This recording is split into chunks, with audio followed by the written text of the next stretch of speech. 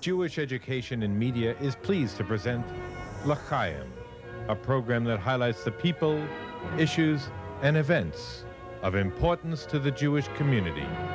Now here is your host, Rabbi Mark Golub.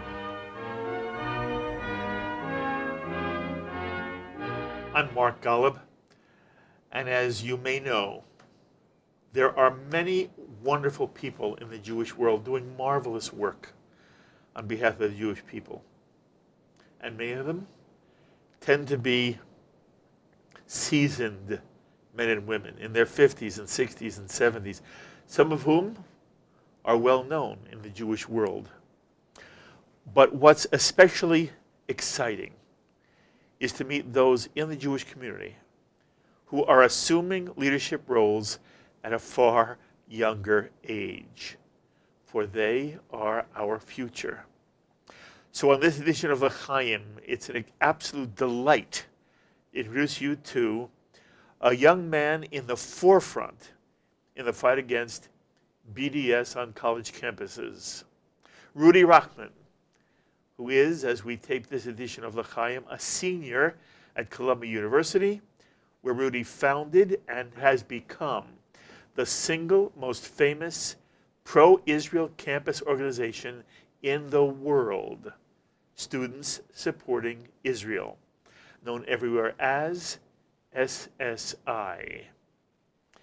Rudy has a remarkable story of his own, and it is wonderful to have you at this table. Thank you for joining us. Thank you for having me. Well, I have to first of all just talk about who the heck you are. Where were you born? I was born in France. How come? My mom's side came from Algeria. They came from a town called Oujda on the border of Algeria and Morocco. And they were kicked out of their village a month after 1948 because they were Jews, and unfortunately, the Arab communities in the area kicked out a lot of the Jewish villages, and they fled to France. So my mother was also born in France, and my dad's side survived the Holocaust from Poland and also eventually moved to France. So my dad was also born in France. Was he personally a survivor? My grandfather was a child during the Holocaust. I see. Yeah, he survived. Okay. You're born in Paris. Yes. How long are you there before you leave? I was there till I was 3 years old. Yes. And then we moved to Israel. Lovely. This is because your parents, in essence, wanted to make Aliyah? Absolutely. My parents were very big Zionists. They believed that eventually all Jews should make the move and come home to Israel. Okay. How many siblings, if any, do you have? I have 3 younger brothers. Younger. Are they born before you go to Israel? One was born in France, and 2 were born in Miami. And where are they now? One is in IDC in Israel. He's the president of AEPI, the Jewish fraternity. Lovely. The next one is 17. He's in high school in Miami, and he's going to be joining the army in a few months when he graduates. And the last one, the 4th one, is 8 years old, and he's still in middle school. Okay. Also in Miami. How are your parents doing in Israel? How are they doing now? I mean, now they live in Miami. Oh, they do? Yes. And what's that journey? So at the age of 5, my family decided to move to America. Because? Because they wanted to make money, and they had a goal of 5 years and come back to Israel. My dad always said, if you want to be a millionaire in Israel, you have to become a billionaire. 5 years became 10 years, became 15 years. They moved from Miami to Palo Alto, back to Miami, to LA, to Singapore, to Palo Alto, back to Miami. And I've just been moving around my entire life. I consider my parents like Jewish Bedouin. But the goal is always to return one day back home to Israel. Lovely. What does your father do? My dad is a businessman. He owns a few companies. One's in payment system, fintech online. Others are in plastic cards manufacturing, and he's a seasoned businessman. Very seasoned businessman. Very good. You ended up in the IDF. I did. How do you get from Miami to the IDF? So I think it all starts with a very personal story that I had at the age of 7, but just to give you a little bit of context. Coming to Miami at the age of 5 and coming to a society and an area full of mostly Latin American individuals that had a very strong connection to their background. So Argentinian, Venezuelan, Haitian, Colombian, and even in the Jewish community, there were mostly Venezuelan, Argentinian, Colombian Jews. And everyone was from someone else. And so right away I was labeled the French kid. But yet when I would visit family in France, I was the American cousin. And I was going to Israel every summer, and I was going to Jewish day school until high school. So I had a sort of identity crisis. Am I Israeli? Am I Jewish? Am I American? Am I French? Am I a combination of all? Am I maybe one more than the other?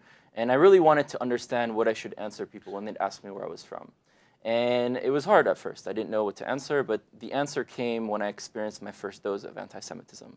Now, I'd go back to France every summer. I would hear secondhand stories of my family being spit at or slapped or different things because they were Jewish. I'd go back and my family would tell me to put my Magen David under my shirt. I remember experiencing that, but that was very light, and it was also... What year was that? What years were that? I was born in 1993 for the next 5, 6, 7 years, so till 98, till 2000s. And that's kind of how I grew up. But the first instance of anti-Semitism firsthand that I had was in London. So at the age of 7, I took a trip to London with my mom and my younger brother. He was 5 at the time. And we got on the red tour bus that does the tour of London. As we get on the bus, my mom hands the bus driver the tickets, and he notices my mom's shirt had Hebrew writing on it. It actually said Emet. And on the shirt he says, "Excuse me, ma'am, is that written in Jewish?" I can't do a British accent, I'm sorry. And my mom said, "Well, no, it's not written in Jewish, but it's written in Hebrew, and that's the language of the Jewish people, if that's what you're asking." And he proceeded to ask, "So you guys are Jews?" And my mom said, "Yes, we're Jews. What's the problem?" He's like, "I don't want any Jews on my bus. You have to get off my bus." And my mom has always taught me to be a fighter, to stand up for what you believe in, and she does too. And she said, "Absolutely not. We're not getting off this bus." And they physically forced us off the bus because we were Jews. This is a horrible story. Very horrible. But I think it's very enriching, and I cherish that moment, in fact, because it did many things for me. The first thing, it made me realize that from that moment on, I'd have to learn how to fight and defend myself both physically and intellectually, how to defend my people, how to defend my country, how to defend my family, which eventually led me to wanting to join the army. And the second thing I cherish is it taught me who I was. Because it didn't matter where I was born, where I grew up, where I lived, where I traveled to, what passport I had. What mattered is who I was. And it also didn't care if I was Jewish based on my religion. It had nothing to do if I kept kosher or not, put tefillin or not. Of course, we don't put tefillin at the age of 7. But it mattered to him that I was a Jew as part of a people. And I realized that if you look at Judaism and you compare it to other religions, right? Christianity, Islam, Buddhism. If you're a Christian and you don't believe in Jesus, you're an atheist and not a Christian. If you're a Muslim and you don't believe in Muhammad, you're an atheist, not a Muslim. If you're Buddhist and you don't believe in Buddha and the teachings, why would you call yourself Buddhist? You're clearly not a Buddhist. But as a Jew, even if you may not believe in God or in the Torah, you're still a Jew. So I understood that being a Jew is not really my religion, because by definition you must believe in that deity or God or belief system. It's that I'm part of a people that came from a land at that time called Judea. And I realized that I'm from the tribe of Levite from both sides of my family. So why am I called a Jew if the word Jew comes from the word Judah, which was not my tribe? I realized, learning through history, that there was a break in the tribes. Malchut Yehuda, the kingdom of Judea, conquered the other tribes and renamed the land Judea. So I realized the only reason I'm called a Jew is because my people at that time came from a land called Judea. If that land today is called Israel, which is actually the proper name of the land and the proper name for all the tribes, including mine, that makes me Israeli. Now, I'm not talking about growing up eating bamba or listening to Eyal Golan or Shlomo Atzi or having an Israeli passport. I'm talking about being part of a nation, a 4,000-year-old nation called Am Yisrael. We say Am Yisrael Chai, not Dat Yehudi Chai. So I found out very early on through this process that I was a Jew, but that I was Israeli, an Israelite, and that really Judaism for me meant the portable suitcase of an identity of a 4,000-year-old people packed in with our language, our values, our identity, our culture, our system, our laws, and a connection to a spiritual entity and to God, but all in one and not exclusive to one another, that we pass down generation to generation and said, Shana Haba B'Yerushalayim, next year, and we'll bring it back to Jerusalem. Everything you say resonates with me, and I love it. That can't be what went through your head as a child being thrown off the bus. It evolved. It didn't start at that moment. And I'm asking you, can you try to remember, how did it feel when your mother is told to get off the bus, she says no, and you're forced to get off anyway? What did you feel? Can you remember? I felt targeted, and I felt that I failed. Did you feel vulnerable? Sure, but I felt that it was my responsibility as a Jew, and it was my mother's responsibility as a Jew to make sure that we don't allow things like that to happen. And I don't want to blame society, and I want to make sure that Jews fight for the rights, the same way that you look at black rights or gay rights or any minority rights. People from that cause and others had to fight for their rights. And I don't think that Jews have been fighting for their rights in recent history. You don't feel that? No. When you say recent history, what kind of history are you talking about? I mean, in the How past, recent? In the past 2-3 generations, and I'm talking about the diaspora, obviously not in Israel. I feel that we have a similar mindset to that we've had in history, meaning when you're faced with anti-Semitism, don't really do anything about it, put your head down. You know, when you're in class and you have a teacher that's anti-Israel, don't say something, get the good grades, get the good job, make the money. But that very mindset is what eventually leads to things like the Holocaust. I'm not saying that there will ever be a Holocaust again, and I hope not. You know, but what I am saying is that the mentality that we had pre-Holocaust was that we were part of a society. You know, in Germany, we were in the government, we were in the army, we were in doctors, lawyers, we were an integral part of that society. And it wasn't overnight that all of a sudden we were placed in gas chambers and targeted. It was a whole process. And if you ask a lot of the survivors what the views were of leaders at the time, they would tell you that they're saying pretty much the same thing that people are saying today. Don't deal with it. If you do something, it'll just get worse. It'll go away over time. And what I'm trying to say is that it's about time that we start standing up for our own rights and making sure that anti-Semitism and anti-Zionism is no longer accepted. Okay. In one moment, I want to pick it up from there going forward. Sure. But I'd asked you a question, and you were giving me an answer to how you get from Miami to the IDF. I want to understand really what the journey was. Sure. You took me to an experience you had in London, which was formative in both your Jewish identity and who you are as a person. But you ultimately are living in Miami, and are you at a day school in Miami? I went to Hillel Community Day School. Okay. And What kind of Jewish home did your parents have? Not Zionist, Jewish. Well, very Zionist, but also very traditional. We did Shabbat dinners every night. We stayed with the family. We wouldn't go out on Friday So night. you had the richness of both? Yes. Okay.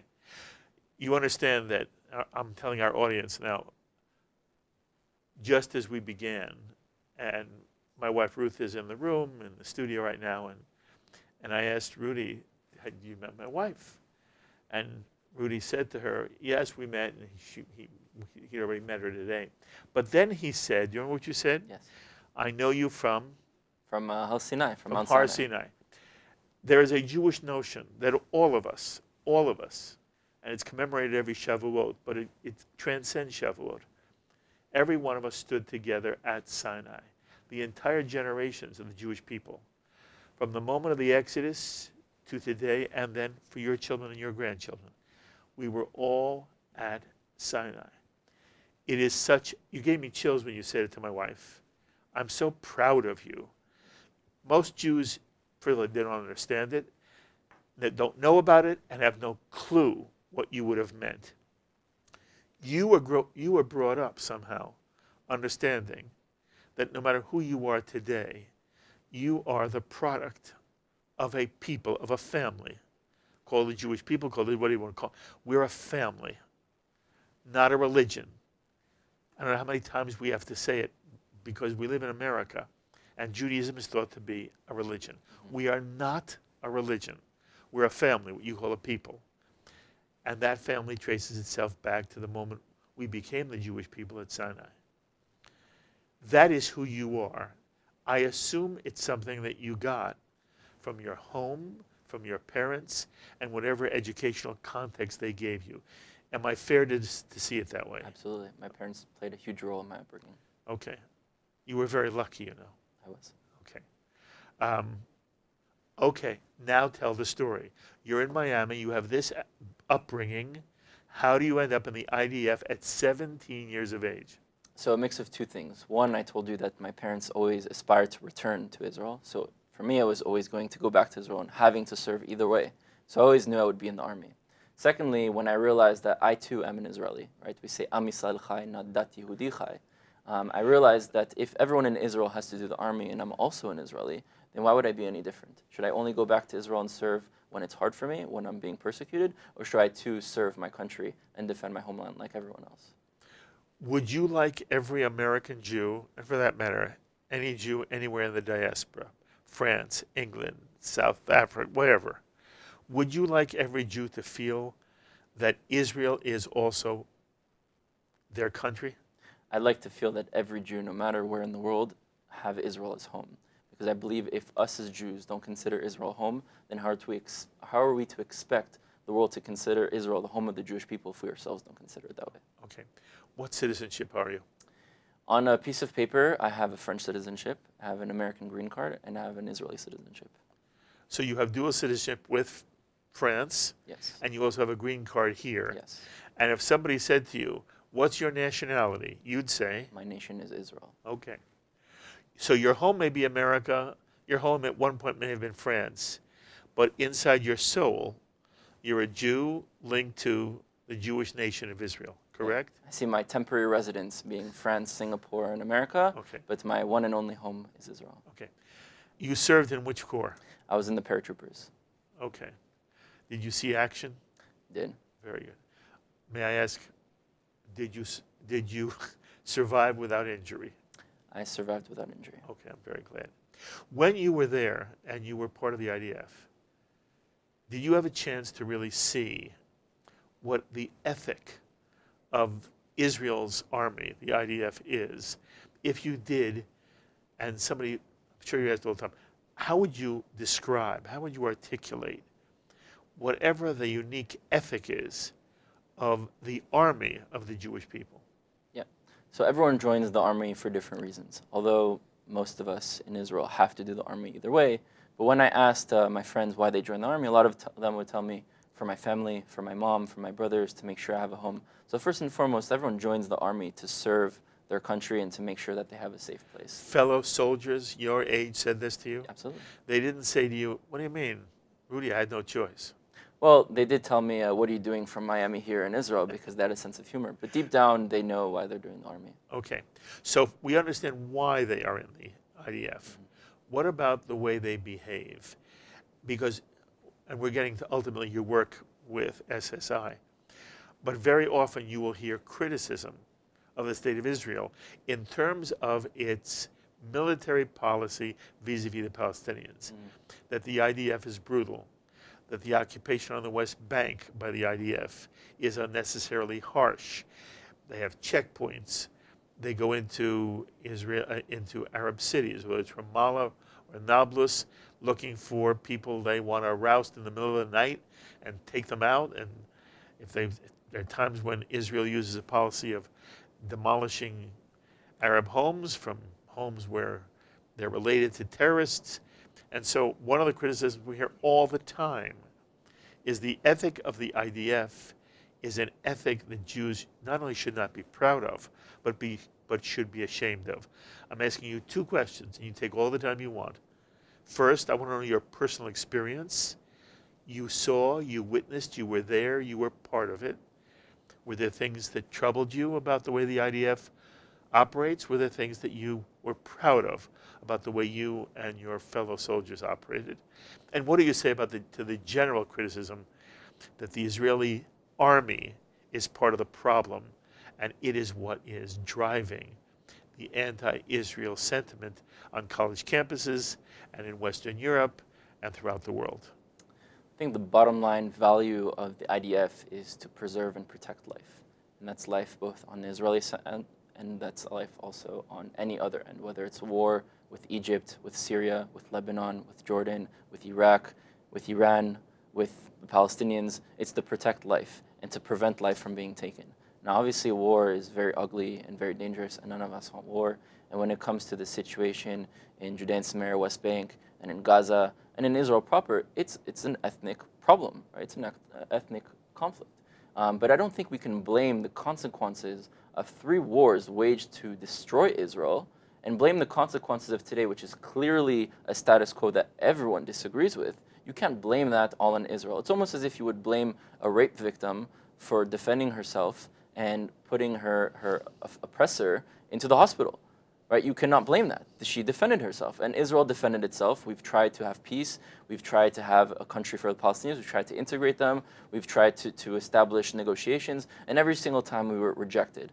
Now, I think the strategies of the Palestinians, not all of them, of course, but their leadership and a lot of people in their society, is to use terrorism as a form of anti-colonialism. Right? What the Jews did to the British before that was sort of terrorize the British and force them to get out because, like someone once said, the price of exploitation is more expensive than the price of staying there in occupation. But if we look at it deeply, the Jews are not colonialist powers. The British left because they were suffering more and they had a place to go back to. But Israelis have no place to go back to. And even if they had a place to move to America, to England, to Africa, this is our home. When you use anti-colonialist tactics against native people, they respond 10 times stronger. I mean, many of the viewers maybe here saw the movie Avatar a few years ago, and I think it was based on native peoples. But in that movie, you have mankind that comes from planet Earth and invades this beautiful world of people in a relationship with their land. And you see, they weren't on that land because God told them on that land. They had a connection to that land because they believed they were a part of it. They were rooted to that land. And when they came and tried to use colonialist tactics to take away their land, they fought back. It just so happens today that Israel is strong. It's no longer weak. So I will never apologize for us being able to defend ourselves. I do want to see a peaceful solution. I do hope that we cannot use our genuine struggles from both sides of the past and inflict that on the future. But the only way to move forward is to, one, acknowledge that Israel does have a right to exist and that the Jews are indigenous to this land. I mean, end of the day, the reason we're called Jews is because we came from a land called Judea, the name of that land.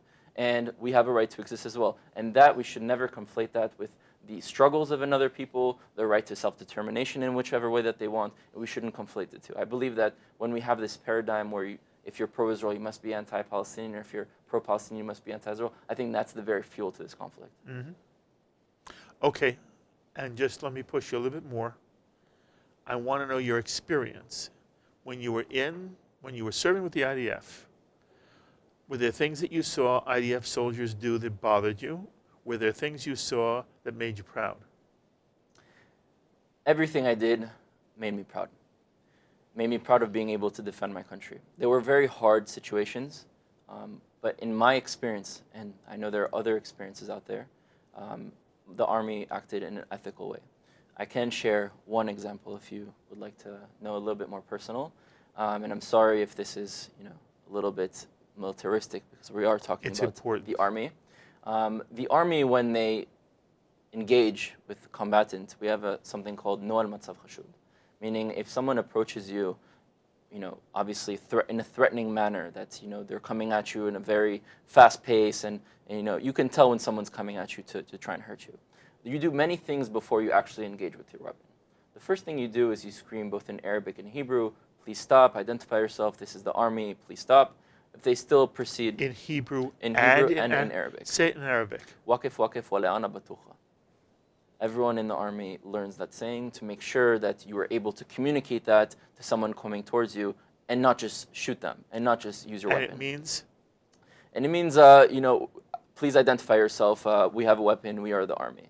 And as someone keeps going by, if they still continue after you screamed it both in Arabic and in Hebrew, you take your weapon without loading a magazine and you go, meaning you would hear that you have a weapon. And any reasonable person should at this point stop.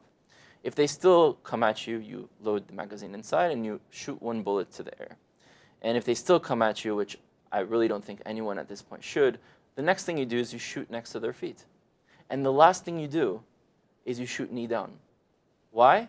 Because you might hit an artery if you shoot above the knee and they might bleed out. And the goal is to make sure that they stop from engaging with you in a threatening manner and not to kill. Of course, if they're shooting at you, it's a different story. Of course, if they have a knife in their hands coming at you, it's a different story. But Noal Matzav Chashud is a situation implanted in the IDF to make sure to preserve and prevent, to preserve life and to prevent casualties. Okay. The experience I can tell you Please do. From my end is I was on guard duty one time in the Negev desert, and we had two Bedouin, I believe they were Bedouin, come and approach us in our little operation area, and we were all sleeping at night, and it was only me and my friend that were awake, that were guarding everyone else. And as we hear them walking towards, my friend screams, "Waqif waqif wa la'ana batuha," and he loads his magazine and he shoots one bullet in there, and they ran off. And as he shot the bullet in there, and as he was screaming, my commander woke up and he noticed that he forgot to make a noise with his gun. And because of that, he was sentenced to weeks on a military prison. I think it was about 2 weeks to a month, just for skipping that step. Now, no one was hurt, no one was hit, but he skipped a step. Mm-hmm. He skipped a step of just making some noise with his gun. And and then I hear on campus that the IDF soldiers, they do this and they do that. I know the reality. Maybe you should hear the story of IDF soldiers from IDF soldiers, and the IDF soldiers that are not paid by foreign organizations. Mm-hmm. You know, that's a remarkable story you just told. And even as I heard it, I was saying to myself, that's an awful lot to ask of a young 17, 18, 19-year-old who sees somebody approaching and may worry about the approacher be turning into an attacker. And so I assume you learn to do those steps rather quickly, yes? So you learn to do it with the situation. Of course, if someone pulls out a gun and starts shooting at you in the middle, it changes What the are game. the rules of engagement then? If someone doesn't have a weapon and isn't directly attacking you, you do the rules of engagement that I told you. If they start shooting at you, if they have a knife and they're coming at you, it changes everything. You are allowed then to shoot? You are allowed then to protect yourself, yes. Okay. Did you ever man a checkpoint? I didn't. Okay. When you hear stories of Israelis being impatient and harsh to people at checkpoints, what goes through your mind? Do you think these stories could be true, but there's a larger context? Could it be true? And there are, in every society, including Israel, there are people who do better and do worse.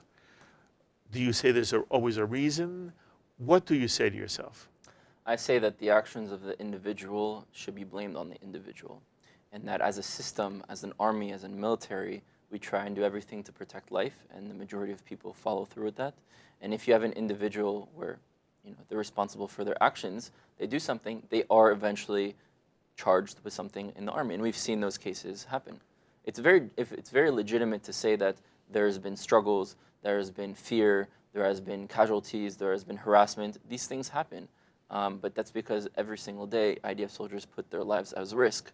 They don't want to be there. They'd prefer be in college like the rest of my friends from high school that went to college. They'd prefer travel the world, but they have to be there. And I can understand certain situations where maybe their friend died or their parents died in a terrorist attack or their children died and they're in a situation and sometimes things come out. Now, there's no excuse for acting this way, and the IDF is very strict on being the most moral that you can be and the most ethical you can be.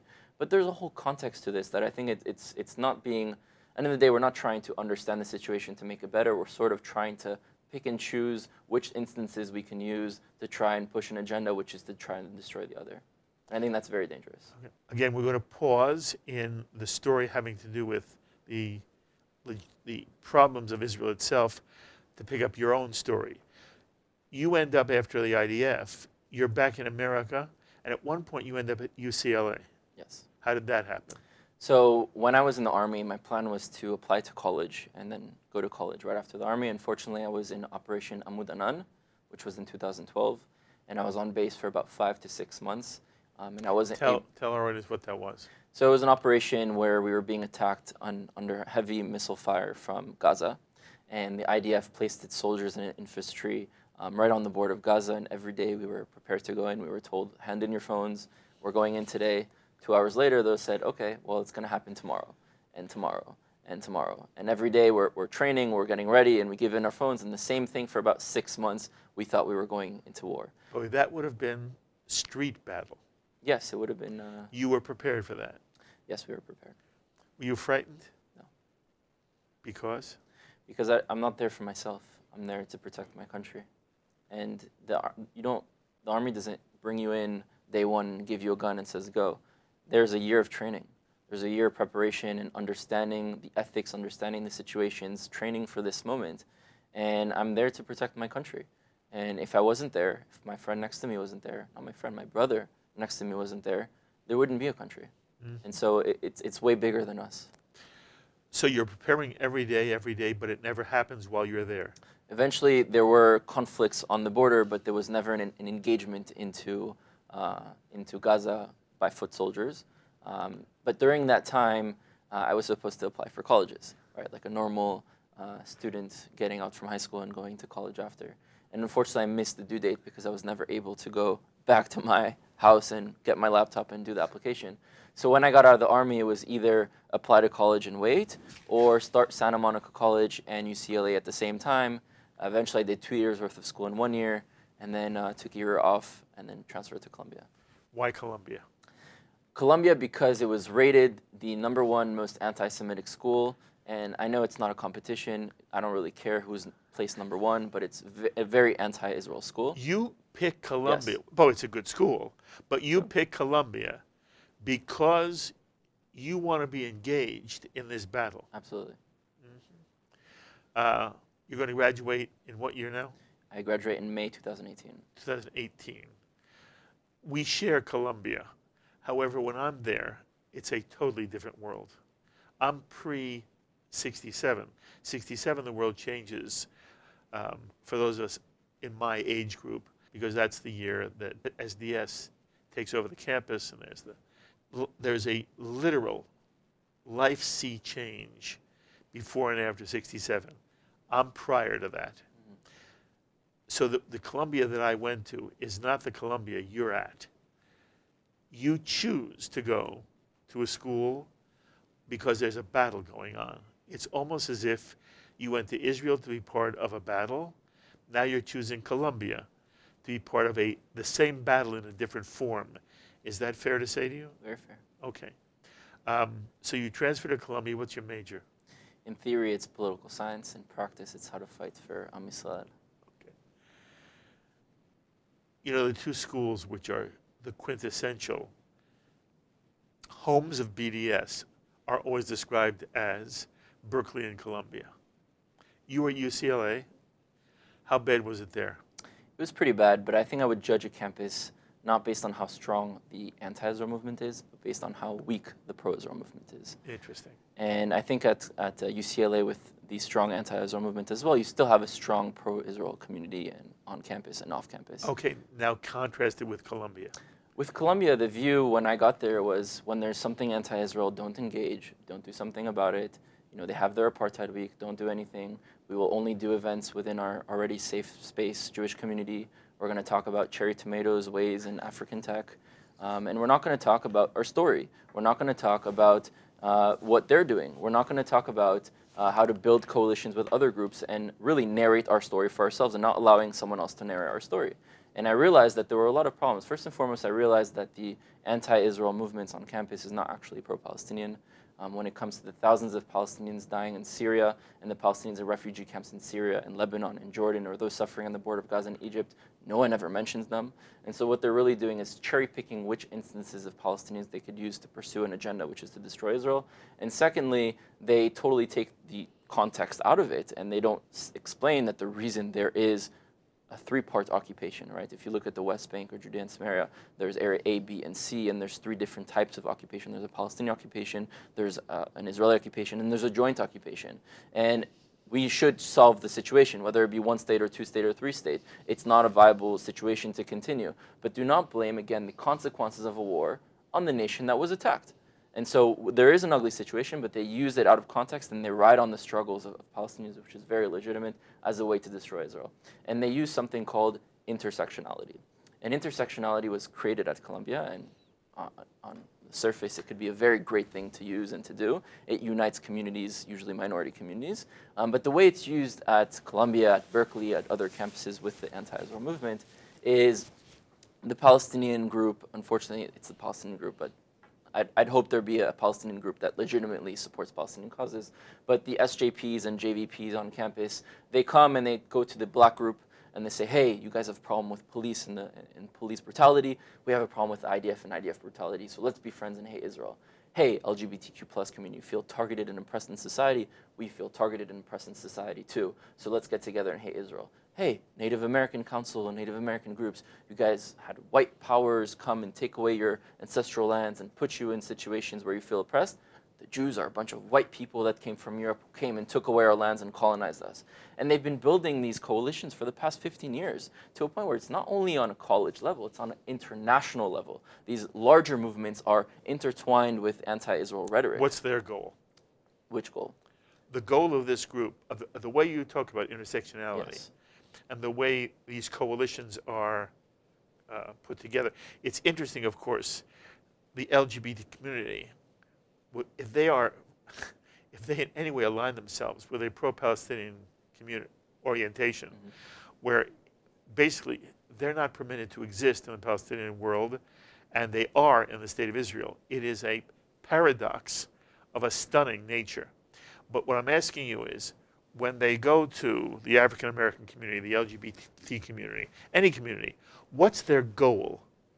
Why are they trying, what the coalition they're trying to put together is to do what? To destroy Israel in the minds. Is it all about Israel? It's all about Israel. It's all about destroying Israel in the minds of the future generations. And there's no greater good that they're trying to accomplish. So list me one time where a Palestinian group on campus has done an event that doesn't revolve hurting Israel. If you can find me that time, then maybe those people that hosted that event, we can have a conversation and try and find a way to move forward. And you were speaking about the LGBTQ community. I was at an event last night by this group on campus, and they stated that Israel gives rights to the LGBTQ community, Arab, Muslim, Christian, Bedouin, Cherkessim, Druze, no matter what, and they give them as a way to wash away the crimes that they're doing against the Palestinians. And then listen to this. They put an image in the presentation of an Israeli soldier who was gay, and he was celebrating his identity in the gay pride parade. And he was wearing a Speedo and his beret from the army and his boots from the army, so a bit provocative, but still celebrating who he was. And they said, this is how Israel militarizes the LGBTQ community and weaponizes LGBTQs to then persecute other LGBTQ individuals in the West Bank, in Judea and Samaria, and in Gaza. And you can really see that, but to you and to me, this would seem ridiculous. Ridiculous. How could people believe that? Right. We have to understand that most people don't know the story of Israel. What they know, on average, is that there was a Holocaust, there was a creation of Israel, and now there's a conflict. So to the majority of the peoples in the world, especially in the younger generations, the only reason Israel exists was because there was a Holocaust, and the only reason there's a conflict is because Israel exists. And they don't understand that our right to exist is not because we created a cool tomato to put in your salad that fits in your box. The reason we have Israel is because we are a 4,000-year-old indigenous native people that came from this land, that were persecuted by Western imperial powers like the Greeks, like the Romans, and we were kicked out of our lands, yet maintained a constant presence on that land. And through Zionism, and through 1948, I said this sentence when you interviewed me last time, we created the most successful indigenous liberation movement that ever existed, a movement that actually empowers other minorities throughout the world. So the problem that the pro-Israel world was doing as a response to this for the past 15 years is that we were talking in our own communities, in our Hillels, in our Chabads, in our Jewish safe spaces, amongst ourselves, in the AEPIs, and we weren't talking to the campus. We weren't, one, exposing what they're really doing. We weren't telling our story. We weren't building coalitions. And so if you're playing a game of basketball, and you have Team Israel and Team Anti-Israel, and you have two teams playing each other, yet the Team Anti-Israel is playing, practicing, scoring points, and Team Pro-Israel is on the sideline talking about how Israeli tech created their jerseys, what do you expect? So I do not blame the anti-Israel students and anti-Israel individuals for the situation of today. I blame the pro-Israel individuals because it was our job to get things done. Okay, which comes back to your earlier comment, which is fascinating. You blame more the lack of effective response within the Jewish element on campus than you do for the anti-Israel comment. The anti-Israel is the anti-Israel. You're upset that there's not been a stronger, more effective, more self-aware Jewish presence prepared to answer the anti-Israel group. Is that correct? I mean, what is the story of Hanukkah, if not to understand what Maccabees were and Jewish warriors were and fighting off oppressors who tried to humiliate us and murder us and put us all over the world? I mean, when I think of a Jew, I think of a Maccabee. I don't think of a pale person with a black hat and with payas eating his bagel and lox in Brooklyn. I mean, there's many different types of Jews, but that's the image of Jews that people have, and they see us as a religion and not as a people, so they don't understand why we have a connection to a homeland, why we are Middle Eastern. I mean, even in Ashkenazi DNA, it's Middle Eastern DNA, right? Ashkenazi Jewish is a specific DNA that's more related to Middle Easterners living in the region than to white Europeans. And we were actually murdered and persecuted because we were never white, right? We weren't part of the Aryan race. We were Jews, and so we were targeted for it. And so how come today we're depicted as white? Well, today we're not talking about white in terms of skin color. We're talking about white in terms of origins. So when you say that you're a white person, it means that you have origins from Europe. And the reason they're trying to depict Jews as white is because they're trying to say that we come from Europe and not from Israel. And my story, when I understood the story of my grandparents in Morocco and Algeria, I understood that they weren't Moroccan and Algerian in Algeria and in Morocco, they were Jews. And my family in Poland, they weren't Polish in Poland, they were Jews. And now that they lived in France, they may have a piece of paper that says French, they may speak with a French accent, they may eat croissant and baguette for breakfast, but they are Jews. That's their people, that's their history, that's their ethnicity, that's their identity, and that's also their future. And that's also the American Jew. Sure. So here you come to Colombia. How effective when you get there already is the anti-Israel movement? The first event that I went at Columbia was a BDS 101 event. And Where? it was on campus. Where? In the math building. Okay. It was a room, I think there was about 100 seats in the room. There was a line that went down the stairs all the way outside to the point where they maxed out the capacity of the room, and they had to host another event 2 days later in order to fit all the people that weren't able to make it to that event. How many of the people in line are Jewish? There might be, there's a group called Jewish Voices for Peace. I know. And the reasoning for why they become anti-Israel is very different than SJP's reasoning. We'll take a moment to digress. Why do the Jewish students, as opposed to the SJP students who are non-Jewish, why do Jews end up in the BDS movement? So I'm going to talk about why students become part of SJP and then why students become part of JVP. So SJP is a student group of mostly Muslim students. And identify the letters. Students for Justice in Palestine. And they're talking about justice for the Palestinians. From the river to the sea. From the river to the sea.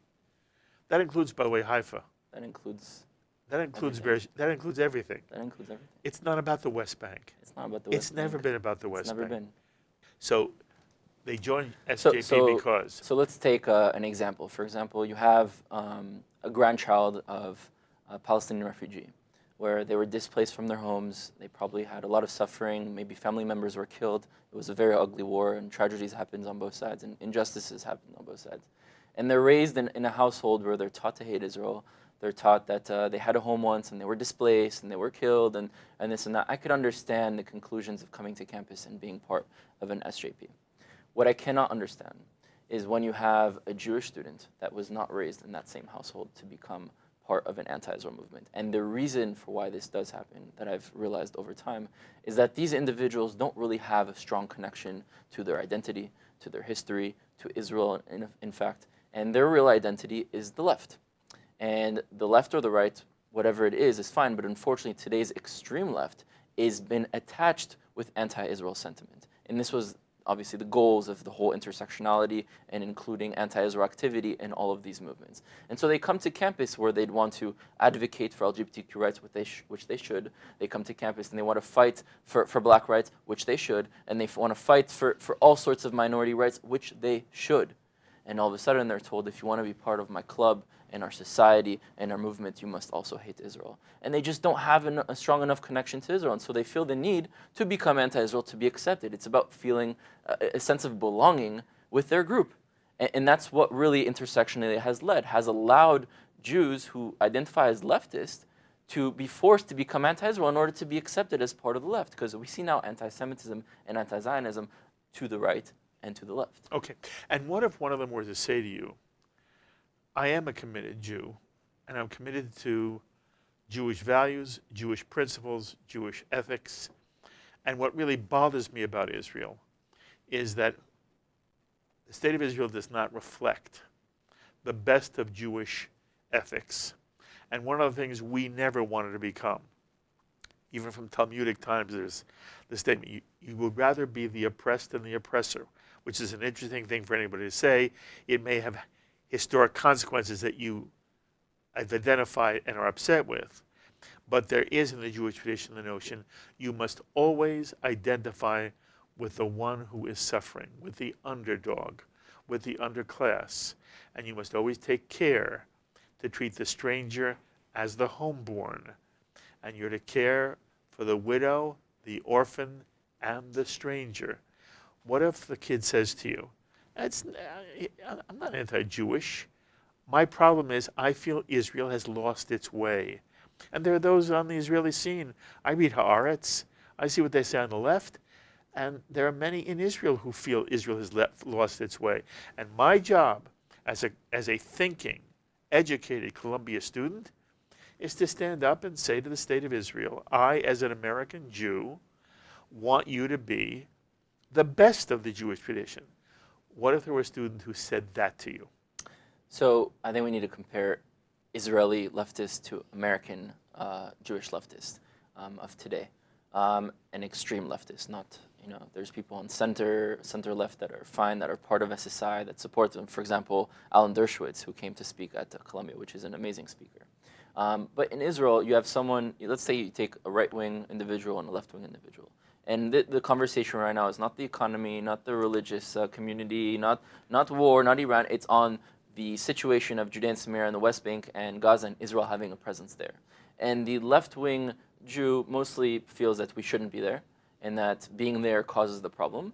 And the right-wing Jew feels that being there is where we need to be, this is our ancestral homeland, this is where we need to be, etc. End of the day, their disagreement doesn't go on to other issues. When there's a war, they all come together. They all see each other as family. They both agree that Israel has a right to exist. And they don't conflate that with Zionism. What we see in America is that this Jew would tell me this, but in reality what he's saying is, yeah, there's a hard situation happening, rather than really trying to switch that situation or change that situation or impact the change on both sides. I'd rather talk about how Israel doesn't have a right to exist at all and how Jews shouldn't have a right to exist in their homeland. Okay, and that's who you feel are the Jewish students who are in some way swept up in the BDS movement on college campuses. Yes, those that are part of groups like JVP. Most of them don't even have real depth in history, and they just learn what they learn. I mean, I can give you an example of an individual. I'm not going to give any names, but I met with them. I try and engage with as much of the other side as I can to understand where they're coming from, their arguments, also experience their true grievances, right? Everyone thinks they're a good person. And I met with him, and he told me that everything for him to becoming anti-Israel started when he was on a trip to Asia, and he was there with his brother. And all of a sudden, someone saw that he was a Jew because it came up in conversation, and he started bashing him on like how Israel's bad and this and this. And he said, but I'm not Israeli and I'm not Israel. Like, what do you want from me? I don't even really know anything about this conflict. And from that moment on is when he became anti-Israel, because he realized that if as a Jew he was pro-Israel, he'd be targeted. And if he can sell out, really, unfortunately, it's selling out his own story, which he may not have a connection to, he may not know what it is, then he'd be accepted by the rest of the world. And that's where it comes from. It doesn't come from trying to inflict pain on others. It comes from trying to be accepted in a very harsh world that we live in today. And with everything aside, if I look at the larger picture and I step out, I can understand that. So you describe how one of the first things you see is this snaky line going up to the math building for a BDS address of some kind. And you answered that when I said to you, what did you find at Columbia when you first arrived? Continue that discussion. This is what you found. You found a BDS movement that attracted Columbia students, correct? Yeah, so I'd want to talk about BDS in itself also. Because BDS, I don't see it as the movement. I see the movement as an anti-Israel movement. And if we look at the anti-Israel movement as a tree has many branches. One of the branches is BDS.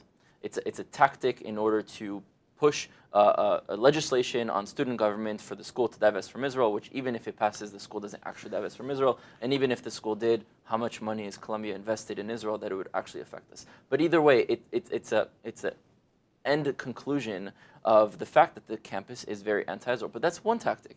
And they have their apartheid week, and they have their die-ins, and they have their events. And there's all these different tactics. And I feel like the Jewish and pro-Israel community focuses so much on BDS that we don't actually focus on the roots. And the roots, grounded very deeply at Columbia, is we want to destroy the right of the Jewish people to self-determine on their homeland.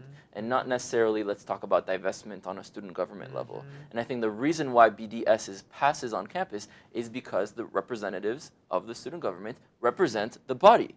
And if the body is sick, it's not by putting a Band-Aid on the wound that needs surgery. So you need to put surgery. But the beautiful thing about a campus is that you have freshmen, sophomore, juniors, seniors. Seniors graduate, freshmen come in, 4 years, brand new canvas. And if you can relate and speak and talk with the freshmen and the sophomores and every single year and make friends with the next LGBTQ plus president and make friends with the next Black Student Organization president, make friends with the next Native American Council president, and not only make friends, have them understand what Zionism is from a Zionist. Have them understand what your story is to Israel. And then when they go to a class where a professor tells them that the Holocaust was an exaggeration as a tool for the Zionist regime to come and to take away the land of Palestine, they'll be like, whoa. My good friend Rudy is a Zionist, and I know his story, and that's absolutely not that. So maybe I should hear about Zionism from a Zionist the same way you wouldn't want to hear about black rights from a KKK member. Mm-hmm. So what do you decide to do? When you arrive at Columbia and you assess the situation, what are the steps you personally try to take? And that ultimately is going to lead to the creation of SSI. So my goal was to create a grassroots movement on this campus that was not run by other organizations or umbrella organizations, that were really run by the students for the students. You come in as a sophomore? I came in as end of sophomore year. Okay. Yes. And my goal was to create something by the students for the students where we ourselves were doing things, not outside organizations giving us flyers to push out material. And did you immediately gravitate hoping for help from Hillel? No, I reached out to the pro-Israel students at the time on campus, and I spoke to them that we needed to create a group that didn't take a political stance, that wasn't one state, two state, three state, left wing, right wing, that our goal on campus was not to push a political agenda onto a democratic country, that our goal on campus was to tell Israel's story. I told them, which most of the groups there had a 2 states for 2 people policy. Yes. I told them that we needed to be a group that had more than just Jews in it, and all the groups just had Jews. And we created SSI, and today we have 25% members that are non-Jews. We have a Muslim on our board from Iran. We have another 2 Muslims, one from Pakistan and Bangladesh, that are on our ambassador's board. We have many Asians, many Christians. But the goal... But none of this existed when you got there. No, because we wanted to keep it amongst ourselves to talk about issues that made us feel proud in terms of like technology and tomatoes. By the way, technology and tomatoes will not sell Israel. No. Okay. And that's not that it isn't wonderful. It's wonderful. It just is irrelevant. It's irrelevant. Okay. And how quickly do you get a positive response? Or how hard was it to get a positive response? It was very hard because we were being attacked from both the establishment community, and we were being attacked from the SJP anti-Israel community. And we took a lot of heat, and we took a lot of pain from both ends. A lot of members were targeted, and not to get into details, but we built an immediate alliance with Chabad. We built an alliance with AAPI, which I'm a brother of, at UCLA, which transferred over to Columbia. We built an... Did that help? Did AAPI help? AAPI always helps. It's a very pro-Israel organization as a whole. Interesting. Yes. And at some point, does it begin to turn, and all of a sudden, people want to be part of this? Yeah, it took a while, right? How long? We've been around for 2 years. Yes. And we're today 800 members. Very impressive. What were you a year ago? 400. So you've doubled in this last year. Yes. And do you think there are students now who are on Columbia's campus, who are now comfortable being publicly pro-Israel, who might not have been so if there were no SSI? Absolutely. We get told all the time that our presence, our activism, our unlimited energy to stand up for Israel has made them feel proud again, has made them feel like they can wear a kippah on campus, which many people were taking them off. There's still people that do that. That made them feel that they can support Israel openly. Now, there's a lot of work to be done. We have by far not completed our mission on campus, and it's not something that once you're done, you get to leave. But we are there, and I can tell you, last night's SJP event, we had more members there of our group than their group, and there were 4 students that weren't affiliated at all. So we do see a change. Okay. How about the administration? To what extent, 2 questions. To what extent do you hold administrations on college campuses, university campuses, responsible for not doing enough to shut down any attempt to limit pro-Israel activity? And what about the Columbia campus in particular? So when we talk about administration, I think it's very different than professors. Professors and administration is 2 different things. We didn't have a fair time at Columbia, right? We have to go through extra security processes, and other organizations don't. For example, the event that SJP had last night had no security, had no list. We were only allowed to have 10 non-CUID guests come to our events. We have non-Columbia ID guests, which no other group really has to go through that. Why? What was their argument? The argument is that there was a case where there was, I believe, a Brazilian judge who was corrupt, and they had invited people that were obviously not from Colombia, and they came and they were violent with that person.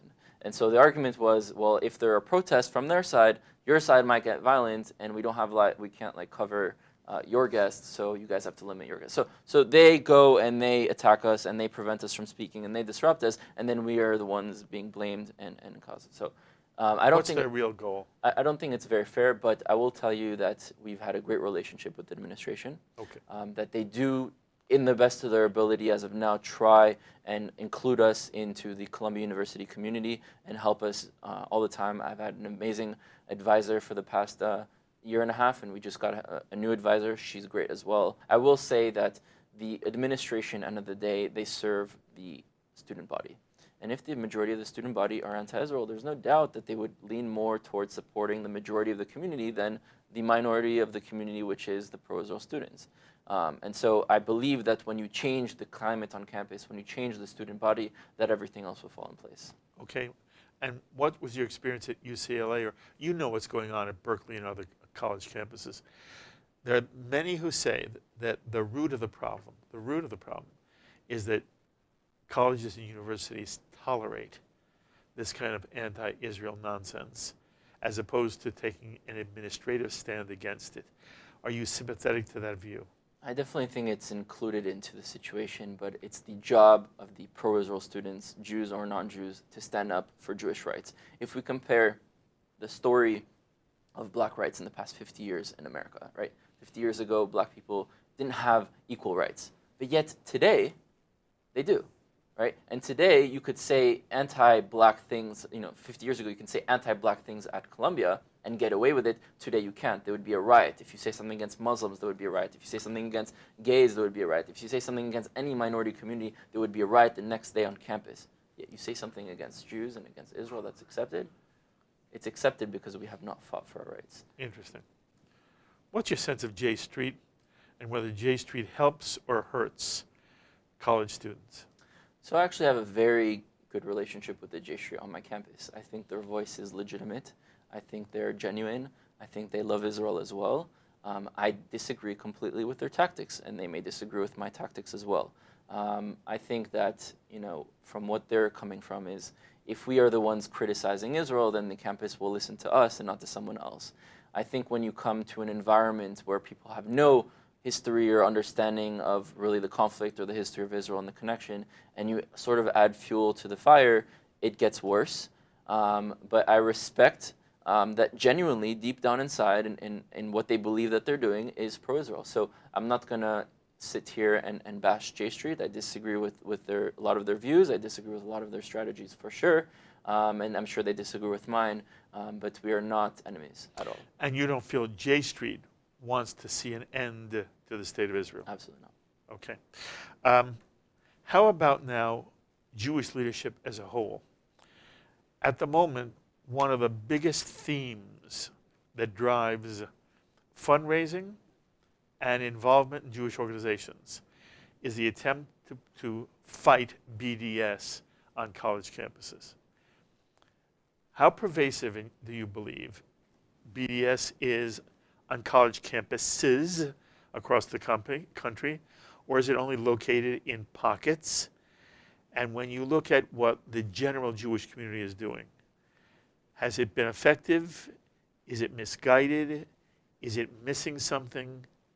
I am worried that there is misunderstanding and therefore misdirection in some of the major institutions led by, motivated by the best people, but they're still not doing an effective enough job. You're on the ground. Is there something you'd like them to know that you worry they don't know? Yes. I think we need to understand what Jewish identity is. that we're not a religion, and the reason we have a right to a country is because we're the native people from that country. I think we also need to realize who our audience is.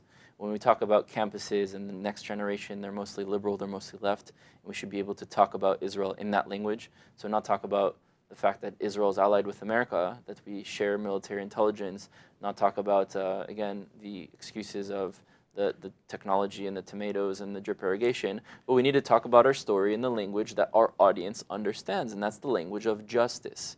And the only way to eventually change the minds of that future generation is to speak in a language that they can understand.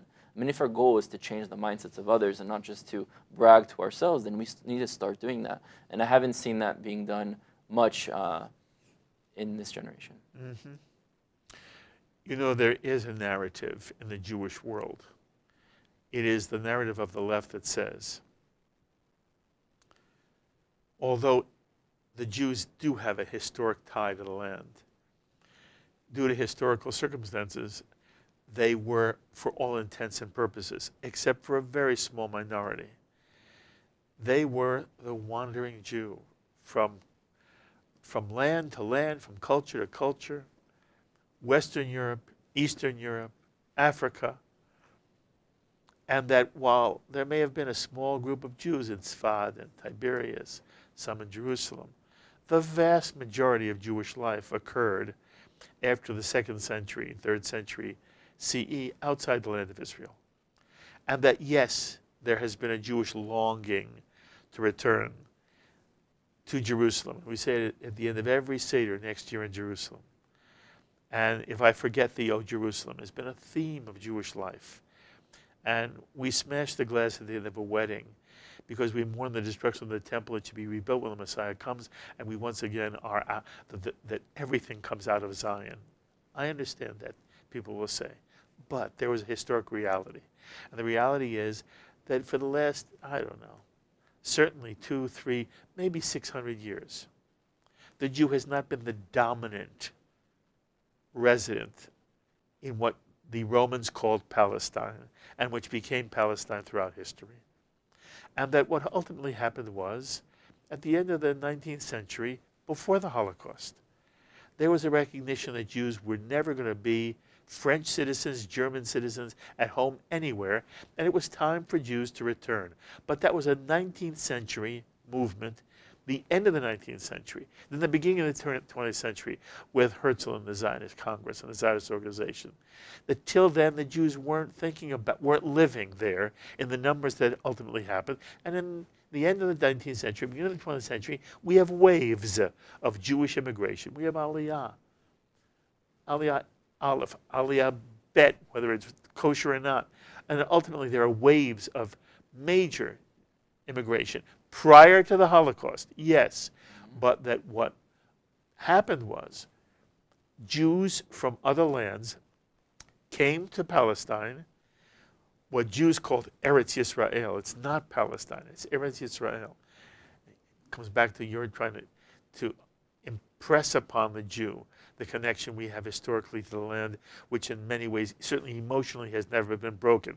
But those who are standing against us would say, the Jew wasn't there. The Arab was there. They weren't called Palestinians. They were Syrians. Was the Arab world. They were Muslims. There was the Grand Mufti. And they're there, and here come the Jewish interlopers.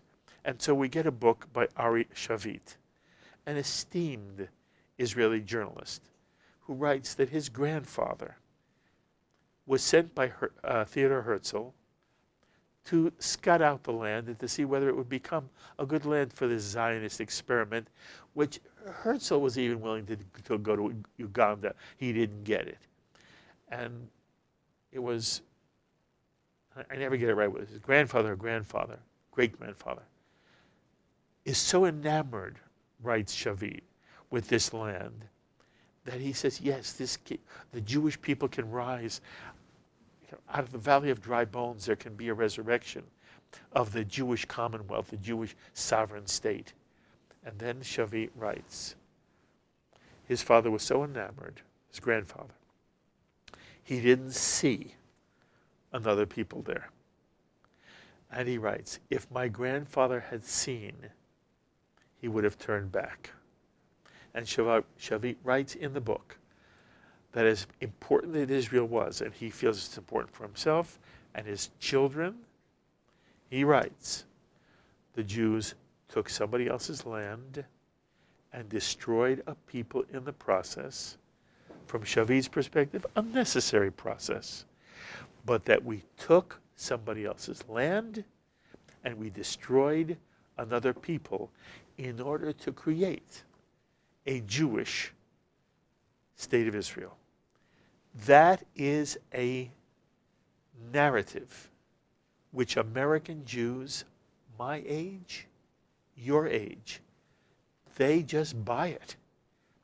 And so, Rudy, if you were in an evening, Shavit has finished speaking, and people there don't come with your context, certainly do not come with your history, how would you answer? What would you want the people in that room to understand that puts the Shavit narrative into a totally different context and validates this Jewish quest? First and foremost, to lay two facts right off the bat, there was no country before Israel. It was a territory controlled by the British Empire. Okay, so it was occupied by the British. So we're not talking about taking away a country, destroying a country. Definitely deaths happened, definitely injustice happened, but no country was destroyed to build up in Israel. Secondly, there's two arguments that could be made. There's either the ancient connection argument or the current historical argument. If we're talking about history, why do you stop history before 48? 48 happened. It is now history. So if you're making the historical argument that for 2,000 years, not all of us, there were still Jews there, but the majority of us, like you say, were wandering and always aspired to return back to Israel, history happened. We came back. We created a state. And so now it's in the past. What you're trying to do, not you, obviously, anyone saying, is to try to undo that history. That's number one. Number two, I mean, if we really talk about the claim that the Jews had, Zionism never started with Herzl. In fact, he got many of his ideas from Pinsker. And the whole idea of Zionism, whether you call it Zionism or not, that idea of the Jews returning to the homeland of Israel started the first day that we were kicked out of Israel. That's when it started. And it continued and eventually succeeded in 1948 through different movements that eventually evolved and grew in their own ways, and there were flaws along the way. But what is the creation of Israel? It's decolonization. And so it's like you're telling me that, you know, Africans were taken in the slave trade and taken out of Africa and brought into Americas and all sorts of countries, and they're slaves. So what? They're slaves now. Let's treat them as slaves. No, we have to undo those injustices. If they would want to go back to Africa, they should be allowed. If they want to be integrated into this country, they should be allowed. But we should definitely undo the injustices that were committed against them. And so the injustices that were committed against us shouldn't just be dissolved because we were displaced for 2,000 years. We were the only people who was displaced for 2,000 years and kept our identity and will to return, and we're the only people who actually succeeded. So Israel is actually decolonization. It's a miracle that it happened. We pulled it off, and it's not only that, it's also the empowerment of other minority groups. And to try and say something else, end of the day, you're against the idea that Jews should have a right to live in the state of Israel. Somebody holds up a key. They say, you see this key? I'll hold the lock. He holds up a key. This key opened my father's home, my grandfather's home in Haifa. And I can't use this key anymore. You took my house. There are Jewish kids who are very impressed by that key. Yes. What's your answer? I think it's genuine. I think many people were displaced. Many people suffered. Many people died on both sides.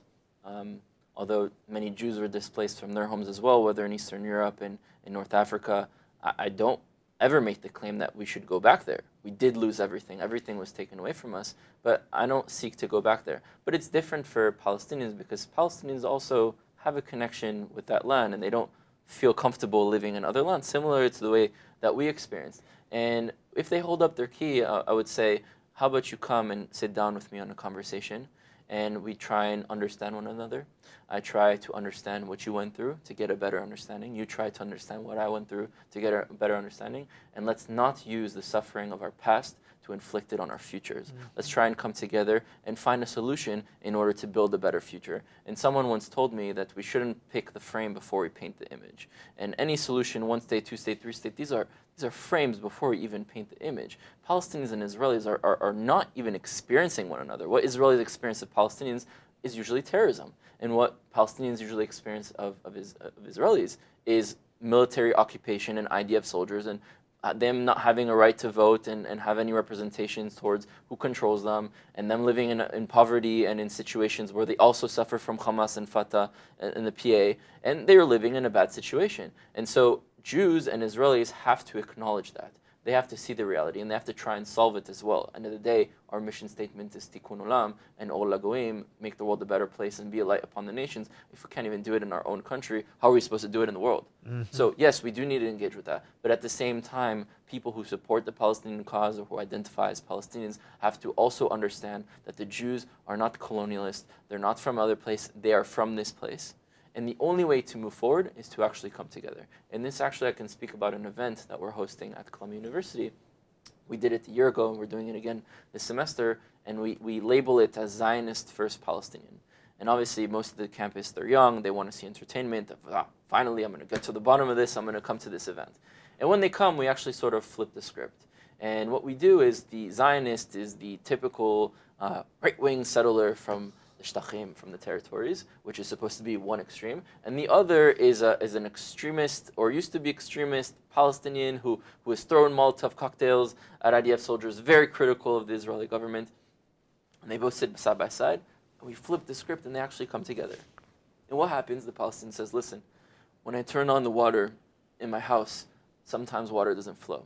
When I go to work, I have to go through a checkpoint, and I live under military occupation. Whether it's legal or not, there's a military that I have no representation for that is controlling. They feel suffocated. They feel humiliated. And it's a reality. And he says, although that's a reality, I want to change my future for the better, and I don't think we need to use my realities as a tool to inflict pain and suffering onto another people. And the right-wing Zionists will say, although I have a connection to this land, I mean, you dig in this land and you find me menorot and coins of Bar Kokhba and my history, and I came from this land, and my family may have lived in Hebron that were kicked out in 1929, and we came back. That doesn't mean I don't have to acknowledge at the same time the legitimate suffering that my cousins are going through. And I think if we create a country in the future, I'm not saying one state, two state, 18 states, federations, whatever that solution is, I think the Palestinians need to regain their dignity. They need to feel secure. If there's an IDF, they need to feel that IDF protects them.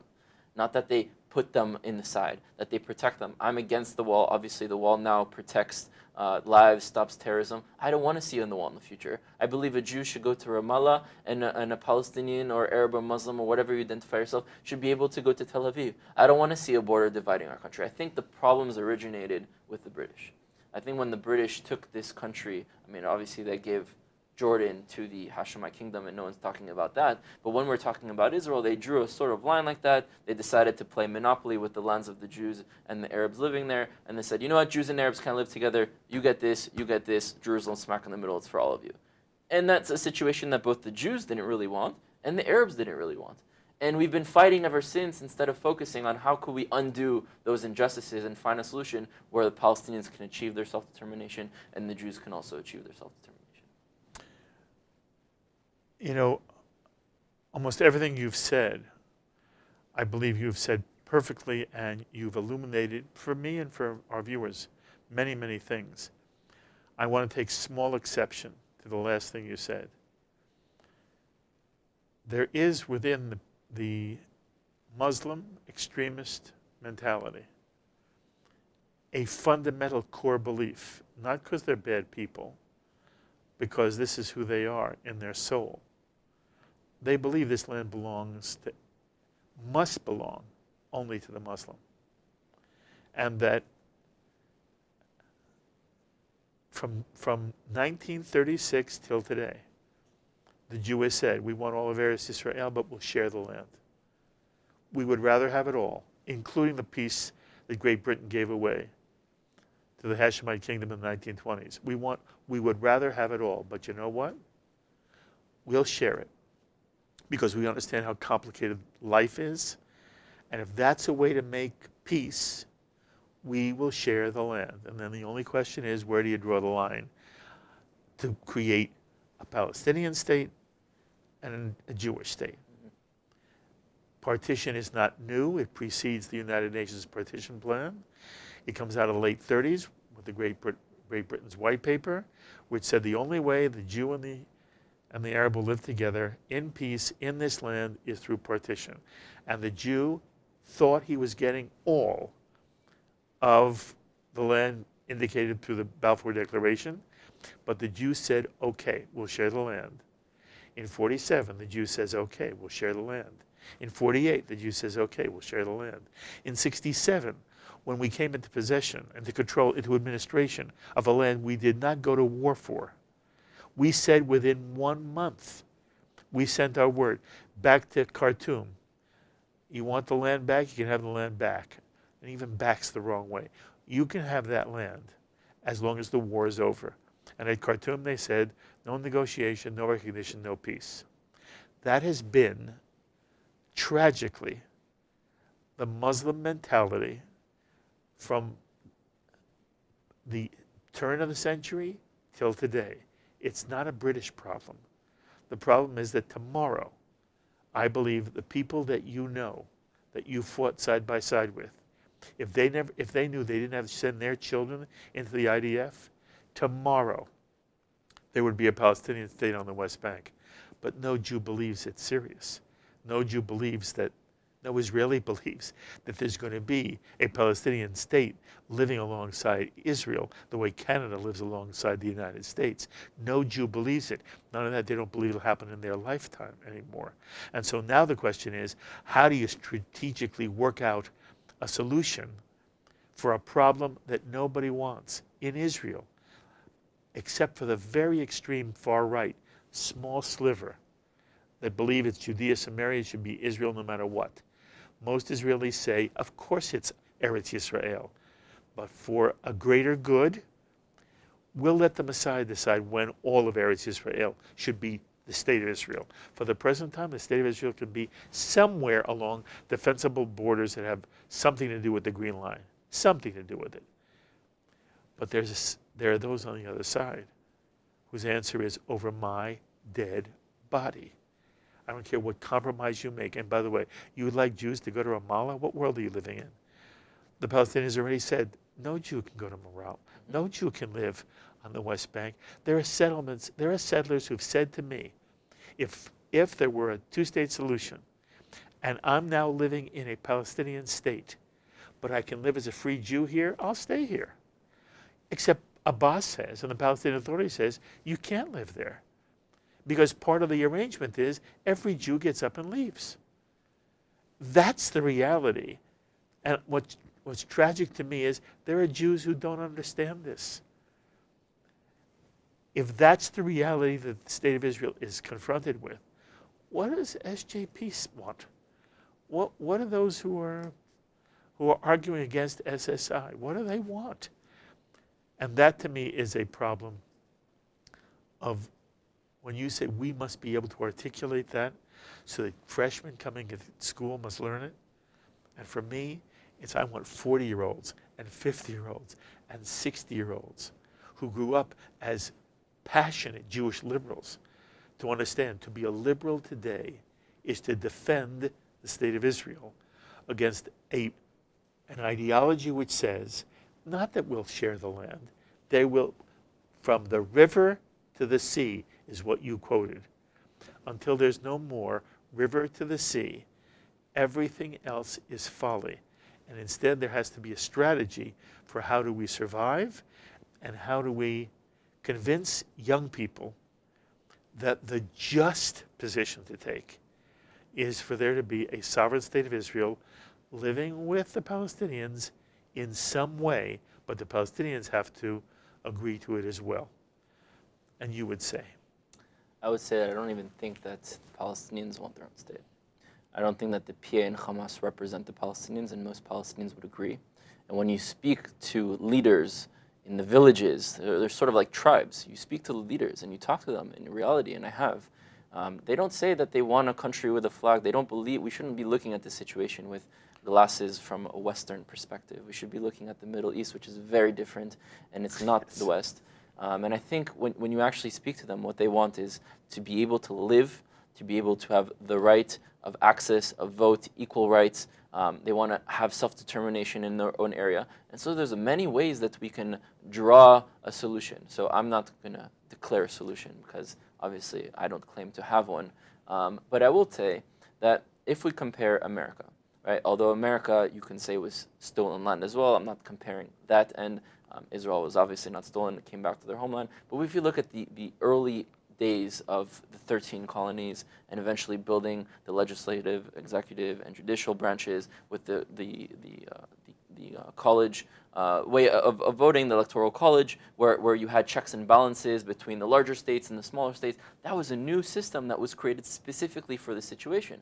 Why don't we create a new system that is specifically for the situation where the Palestinians are just as much involved in creating that situation and the Jews are just as much involved in creating that situation? I think what we did is we were so forced to have such a head start and go, that we left the British parliamentary system there and we smacked on a menorah and we said, yalla, go. Instead of sitting down and realizing, what do we want to be? Like, yes, we do have Western values, but we're not a Western country, we're a Middle Eastern country, and we also have very Eastern values as well. Like, we're very traditional, we're warm, we're very loud, sometimes we're rude. Like, that's not very Western. Westerners are like, I stay in line. Israelis, that's the line starts in the front, right? That's not very Western. So yeah, we do have a mix of all, but what do we want to be as a country? And so I think in 1948 was the sort of birth of Israel, right? We're a child. We're fighting diseases early on. We're fighting sicknesses as a child. You're trying to survive, and you're fighting wars, and you're trying to be destroyed. And eventually, you grow stronger and stronger. And now we've grown into a sort of adolescent age, where we're trying to figure out who we are. What's our identity? We're rebellious. We don't know who we are. We're all over the place. We're experimenting with all different things. But I think this next generation has to take us to the next stage of becoming a young adult.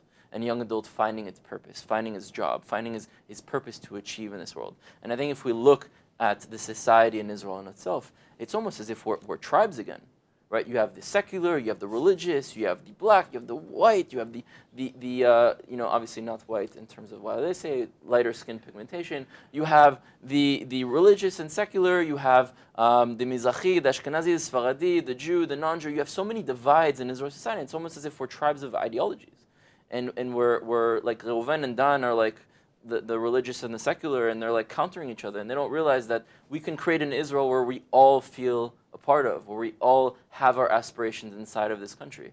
And I think we can create that future for Israel. And I want to play a part in trying to create that future for Israel. That's why my goal is eventually to move to Israel and to help start this movement where societies are starting to come together. And that's also with the Palestinians and the Israelis, and that's also within Israel in itself, which there are many problems that people don't really talk about and things to fix. So that's my view. When it comes to going into Ramallah, I hope that Jews should be able to go into Ramallah. Like, I hope anyone else should be able to go to Ramallah, and I hope that Muslims, whether they're the Arab Muslim or Christian or Arab or whatever, Cherkesim, Armenian, Druzim, Bedouin, I mean, there's so many diverse minorities in Israel. They should all feel a part of the fabric of Israel. And they do, I think, right now, on the most part, in the current state of Israel. And I hope that they will also as well in the West Bank, Judea and Samaria, and in Gaza. And I think that Israel's job, not only in our area, but in our Middle Eastern area, is to bring an enlightenment era to the Middle East. I think when we look at 500,000 innocent civilians being killed in Syria, and we say that we claim to be a nation that wants to be the light of all nations and wants to make tikkun olam, to fix this world, I mean, it's happening in our own backyard. We need to fix that. We need to fix problems happening elsewhere in the Middle East. We need to be the country that helps the Middle East come into a better age, a better area, and then maybe we can fix elsewhere. But we're so focused on this specific conflict. We're so focused on everyone's pulling from different ends. I think there has to be something where we all come together and focus on one agenda, which doesn't actually divide us. It may be naive to think so, but many people were naive and had thoughts, and if you will it is no dream. As we sit together right now, how old are you? I'm 24. Yotzei min haklal. You were out of this world. What are you going to do after Colombia? I'm going to do 6 months in South America. Doing what? To enrich myself culturally and to do a research project on the Jewish communities there. Lovely. And then I'm going to move to Israel. Make Aliyah. Well, you are Israeli citizen. I'm an Israeli citizen, but I'd be a Toshav Chozer since I never officially made Aliyah. So I'd be making Aliyah. Finally, I'd be moving back home. And you're going to make your home there. Absolutely. And you're going to build your life there. Absolutely. You're going to try to make life better in Israel. Is there a possibility you would go into Israeli politics? A possibility? So I think if an individual's goal is to get into politics, they put their goals aside in order to get there. My goal is to help Israel, to help AntiIsrael. You look at people on my wall, and I don't only have prime ministers on my wall, I also have individuals that weren't prime ministers that changed Jewish history.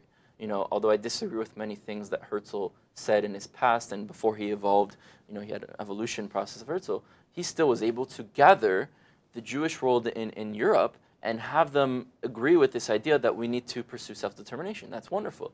You look at Jabotinsky, who brought back the idea that Jews could also be fighters. You look at many people like Pinsker and people throughout history, Rav Kook, who brought sort of Zionism into the religious community, that were able to change Jewish history, and yet they were not Knesset members or prime ministers. So my goal is to play that role or to do my best in trying to help Israel achieve a better future. If that will be politics in the future, I'm not a fortune teller. Maybe it will, maybe it won't be. You don't rule it out.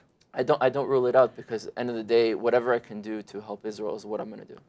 It has been wonderful having you at this table. You are fabulous. And then I want you to make me one promise. I should be still doing this when you're prime minister, and if I am, you will come as prime minister of Israel, sit in that chair, and we'll talk about all the terribly difficult issues you are dealing with. Will you promise me? If I ever have the honor and the capability of becoming the prime minister of Israel, I promise you I will sit at this table. You're fabulous. I love you very, very much.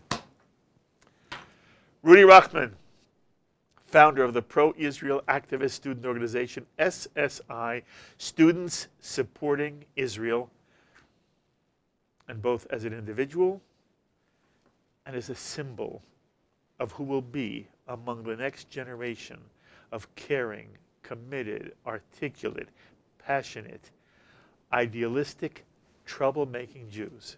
It's Rudy Rochman. He's someone who can make all of us feel more optimistic about the Jewish future, and very, very proud. It has been an honor to sit with you. It's been an honor to be here. Thank you. As always, I invite you to be in touch with me with any thoughts or comments you may have to any of the ideas expressed by Rudy. Please email me, write me, post on our Facebook page, or tweet me. I look forward to hearing from many of you. By the way, if you want to be in touch with Rudy Rochman, you can send me your email and I will forward it on to Rudy. Until the next time, I'm Mark Golub. L'chaim, my friends, to life.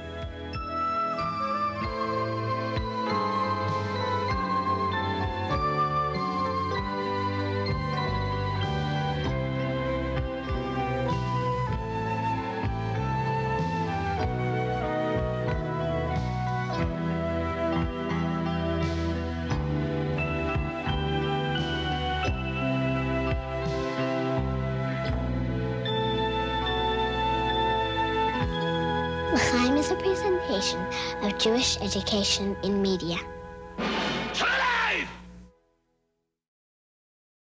We would be pleased to send a complimentary DVD of this program to anyone who wishes to support JBS, the Jewish Broadcasting Service, with a tax-deductible gift of $36, double chai or more, to the nonprofit organization Jewish Education in Media. Simply visit the JBS homepage and click on the Donate button to make a donation by PayPal or your credit card. And please indicate the program for which you would like a DVD. Or you can send your tax-deductible check made out to GEM, Post Office Box 180, Riverdale Station, Bronx, New York 10471. And again, please remember to indicate which program you would like to receive with our compliments. And we thank you for your kind support.